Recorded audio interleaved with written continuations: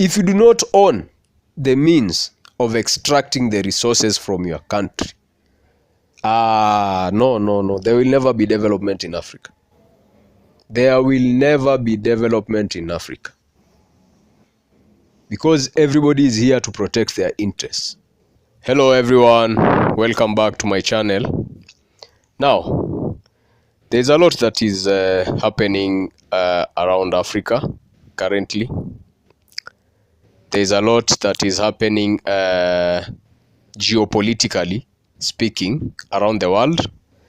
And Africa is now in the mix. Countries are protecting their interests, big countries.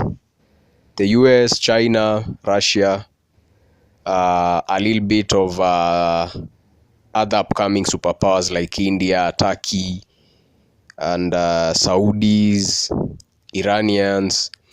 Most of these countries are trying to spread their influence around the world. The US doesn't like it because most of its traditional allies are now being approached by these upcoming powers. And this is causing a lot of war. This has caused war in Ukraine. It was all about America trying and NATO trying to spread their influence. This war has spread to Africa now. And there has been a coup in Niger. African countries that were traditionally pro-Western seem to be shifting their allegiance to the East, to Russia, as we have seen recently when African leaders went to Russia. They were in the city of St. Petersburg for Russia-Africa Summit. Some countries chickened out like Kenya. Our neighbors, Ethiopia sent representative, a Uganda president went, Tanzania sent a representative, and I don't know how, as Kenya, we sit comfortable when, in terms of policy, foreign policy. Our foreign policy is still pro-West. We are against, we have come out outrightly and supported Ukraine in the war against Russia. But our neighbors are pro-Russia now. And these geopolitics mean a lot, as much as we think they don't mean a lot. When in the East African community, some countries are pro-Russia, Kenya is pro-West, then where is the East African community headed to? Kenya already has signed a pact, a business pact with the US to deepen its ties with the US business-wise, without involving its East African partner states. Isn't that jeopardizing the East African spirit? So this influence has spread to Russia. I don't know. It's going to cause a lot of war because it's not only in the East African community that now we are facing challenges in the new geopolitics. Even in ECOWAS. In ECOWAS, Ivory Coast and Nigeria support the deposed leader, Mohamed Bazoum, that has just been deposed in Niger.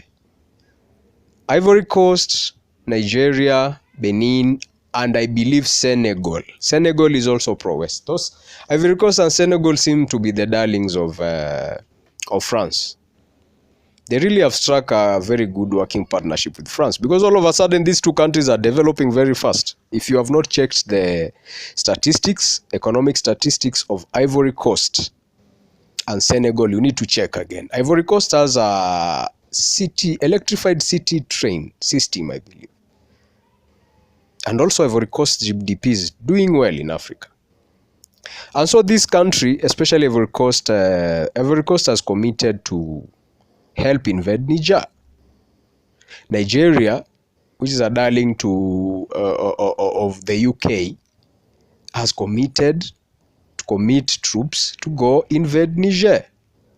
All these countries have one thing in common. They are very close to their colonial masters, as compared to Mali and Burkina Faso and Guinea and which other country deposed their president? There's Mali, Burkina Faso, Guinea, and now Niger. All these countries have one thing in common. They are cutting ties with their colonial masters, who are siphoning resources from these countries like crazy. It was easy for Mali and Burkina Faso. I don't know why they didn't make a lot of noise. The West didn't make a lot of noise when these two countries had coup d'etats. But for Niger, it's shocking. It's shocking. Niger, I have come to learn that Niger, I didn't know a lot about it, but upon my research, I realized that Niger has a lot of resources. Niger supplies a big chunk of world uranium, around a quarter or 25% or thereabout. And Niger has gold. Niger also has a lot of oil deposits, substantial amounts. And Niger also hosts a big part of American drone base. It has one of the biggest drone bases in the world that belongs to the US. The Canadians have a base there. The French have a base in Niger. This country is literally dominated by Western power so bad that I don't know how their military feels before. How would you even feel dignified to live in a country where you are the military and then someone also has pitched tent in your neighborhood with bigger equipment than your own military? Who calls the shots? And I think the Nigerians just got tired of this nonsense. They don't have electricity, yet uranium is being carried from their country to go supply electricity in France, such that even France exports electricity to neighboring countries. France has a lot of electricity. Now that the Russians have, due to sanctions, the Russians, I think they are not exporting their uranium. Kazakhstan, is it Kazakhstan or Russia? Russia has uranium deposits, and due to the trade sanctions between the countries that are involved in the war in Ukraine, Russia is no longer exporting its uranium to the West. So guess who has been supplying the West with uranium? Niger. High-grade uranium. Uranium from Niger is one of the best, the highest grade of uranium. So at this juncture, for Niger also to cut off the supply of uranium to the West, and in the West here I mean France and the US and all the other countries that have been stealing uranium from Niger. Actually, France is also brokering. It is mining uranium from Niger, paying them peanuts, and then taking the uranium and selling it again to other countries. It is the amount of oppression that we have suffered as Africans is just so, it's painful sometimes to read these things. And then guess what they do? They leave the pits open. The uranium mining pits are just left open. The ones that they have exhausted, that they have finished mining, they are just left like that. The dust is blown to the people, and then these people become sick because it's radioactive. Uranium is very radioactive.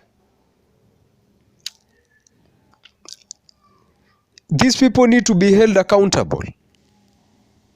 Whatever happens to the West, they really need to be held accountable. I think we need to invoice them for all the stolen resources. We need to calculate and find out how much, plus the free labor that they took from us. Do we just forget about this? And it's so shameful that they are fighting to maintain such kind of unbalanced share of resources, world resources. It's so shameful that they're still fighting on. How can you demand to stay in people's country? People have refused. They have even banned your own flag to mean. That is enough communication. How else do you want them to communicate? The entire country doesn't want you. Why would you impose a president on them that they do not even want? Democratically, where? The entire country is, I've not even seen anybody demonstrating in support of him. Everybody is demonstrating as a Russian flag. Even your own media channels are reporting that the Russian flag is being flown everywhere. So why are you imposing a leader on them? It is shameful. And unless the West tries to do a very quick change in how they are dealing with the world and Africans, we have not become overly hostile. But I wish the West just tones down and looks at Africans as a partner they can work with. Not work to destroy and steal and rob. And do business that is so lopsided that it doesn't benefit us in any way.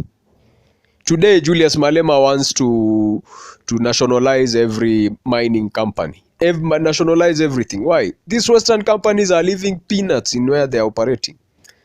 They can't even build schools in the neighborhoods. Where they are operating, around them, there is total poverty. Yet they have a monopoly. Probably it's just one company mining in the entire area. They just cut away the profits. They take them to big cities around the world, the profits that are gold that is mined in South Africa. And that is what is happening everywhere in Africa. So, on this one, I like to say that the Nigerians are right. Every sane African should side with the Nigerians. These are just people who have just mastered a bit of courage to take what belongs to them. They are going. I think the way they look like they are ready to fight with sticks. They may not even have weapons, but they look like they are ready to use anything to just defend their country and just get a fair deal. I cannot be selling firewood and I sleep in the dark without heating. How stupid will I be? That I'm selling you firewood, you sleep in a place where there is heating. And then one day you visit me at night and find me in the freezing cold. And I have a matchbox and firewood. So the Nigerians cannot be Nigeria just cut off 70% of Nigeria's electric supply. And these people are one of the biggest suppliers of uranium. Not even a single, the French didn't even think of building them a single reactor, nuclear reactor, I think. Just as a small one. Just to partner with the government. Okay, we are using uranium to power our electricity. As a way of saying thank you, we have decided to build you a small nuclear reactor and will maintain it for you. And make sure that electricity has been supplied to the entire country. Even if you are stealing from someone, surely, why don't you become courteous enough and still, if you want to eat longer, you have to take small. We don't have a problem. They have been eating, but it's okay. Why don't they just eat small and also leave something for us? As they transfer the technology to us of the mining. Because we also don't want you to mine from us forever. Right now, Saudi Arabia owns Aramco. Aramco is 100% owned by Saudi Arabia. Initially, it was co-owned by the Americans and the Saudis. The Saudis now own it. It's now the property of the Saudis. If you do not own the means of extracting the resources from your country, no. There will never be development in Africa. There will never be development in Africa.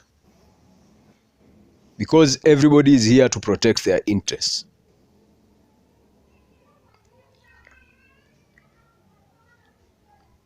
So, thank you for passing by.